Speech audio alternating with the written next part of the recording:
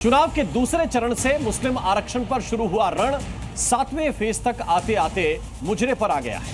क्या vote bank के सामने सियासी दल मुजरा कर रहे हैं? क्या विपक्ष मुसलमानों के सामने मुजरा कर रहा है? आखिर क्यों प्रधानमंत्री मोदी ने मुस्लिम आरक्षण को मुजरे से जोड़ दिया और क्यों मुजरे पर होने लगी महाभारत, आपको दिखाते हैं इस रिपोर्ट में।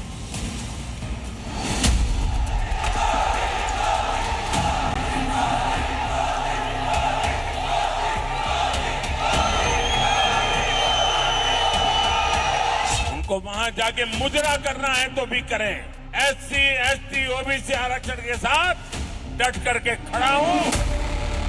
प्रधानमंत्री जी बौखलाहट में आ गए। जैसे चुनाव आगे बढ़ रहा है वैसे भाषा में भारी गिरावट आ रही है।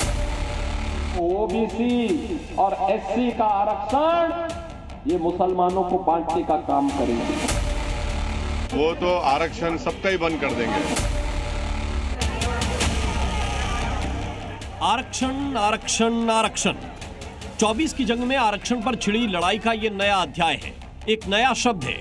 अभी 7वें चरण के लिए वोटिंग बाकी है, लेकिन आरक्षण पर उठी चिंगारी अब सिर्फ धुआं नहीं दे रही बल्कि आग का गोला बन चुकी है। आज पटना की रैली में पहुंचे पीएम मोदी ने मुस्लिम आरक्षण पर तगड़ा प्रहार किया। इंडिया अलायंस को अपने वोट बैंक की गुलामी करनी है तो करें। उनको वहां जाके मुजरा करना है तो भी करें। मैं एससी, एसटी, ओबीसी आरक्षण के साथ डट करके खड़ा हूं, खड़ा रहूंगा। जब तक जान है लड़ता रहूंगा। लुटेरों ने आपके हक को लूटा है। दलितों, पिछड़ों, आदिवासियों के बच्चों से, अति पिछड़ों के बच्चों से ये अधिकार उनसे छीन लिया और मुसलमानों को दे दिया है। माइनॉरिटी इंस्टीट्यूशन से जुड़ा कानून बदल दिया। आरक्षण वाली आग तो काफी दिन से लगी है, लेकिन इसे ऑक्सीजन दी बंगाल में ओबीसी के 5 लाख सर्टिफिकेट रद्द होने वाली खबर ने, जिसमें ममता निशाने पर हैं, जो ओबीसी सर्टिफिकेट के रद्द होने को मानने से इनकार कर चुकी हैं। लेकिन आज मोदी ने मुस्लिम आरक्षण के नाम पर विपक्ष पर प्रहार किया तो उसका जवाब आने में देर नहीं लगी। परिवार का जो मुखिया होता है हमेशा परिवार के सदस्यों के प्रति और परिवार के सदस्यों के उनके प्रति एक आंखों की शर्म होती है, वो नहीं खोनी चाहिए, वो हमेशा रखनी चाहिए। तो प्रधानमंत्री जी बौखलाहट में आ गए, भूल गए कि वो देश के प्रतिनिधि हैं, आपके प्रतिनिधि हैं, कि इस तरह के शब्द उनके मुंह से नहीं निकालने चाहिए।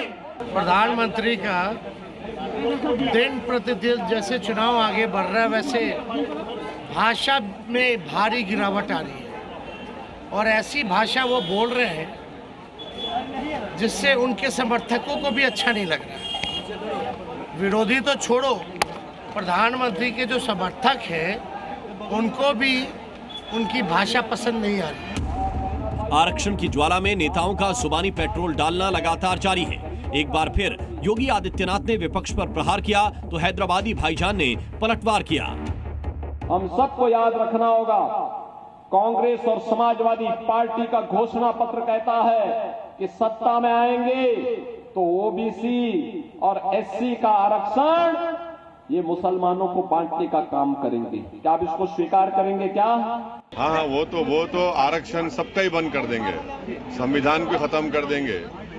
ये सब उनका इरादे हैं। आरक्षण की आग मुजरा पॉलिटिक्स में तब्दील हो चुकी है और सुलगती आग में दोनों तरफ से आहुतियां चालू हैं। 7वें चरण की वोटिंग से पहले जुबानी जंग ने चुनावी तपिश को इतना बढ़ा दिया है, अब चुनावी माहौल बदल दिया है। लेकिन माहौल किसके पक्ष में होगा, बस 4 जून तक का इंतजार है। ब्यूरो रिपोर्ट, जी मीडिया। और प्रधानमंत्री के इस बयान पर मल्लिकार्जुन खड़गे ने पलटवार किया है। उन्होंने कहा है कि प्रधानमंत्री मोदी डर गए हैं। देश के पीएम को क्या ऐसे बोलना चाहिए? उन्होंने कहा कि प्रधानमंत्री हिंदू मुस्लिम करते रहते हैं। मोदी जी खुद घबरा गए हैं। वो ऐसी बातें कर रहे हैं, आप लोगों को मालूम होगा, देखे होंगे, सुने होंगे।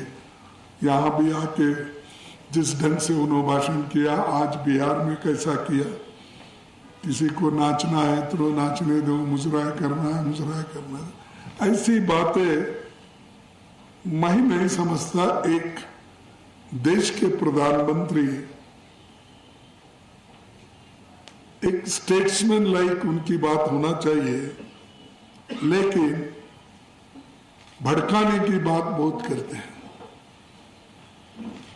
हिंदू मुसलमान की बात करते हैं, कास्ट में झगड़ा लगाने की बात करते हैं, दलित आदिवासी का रक्षण का उन्होंने अब पीढ़ा उठाया।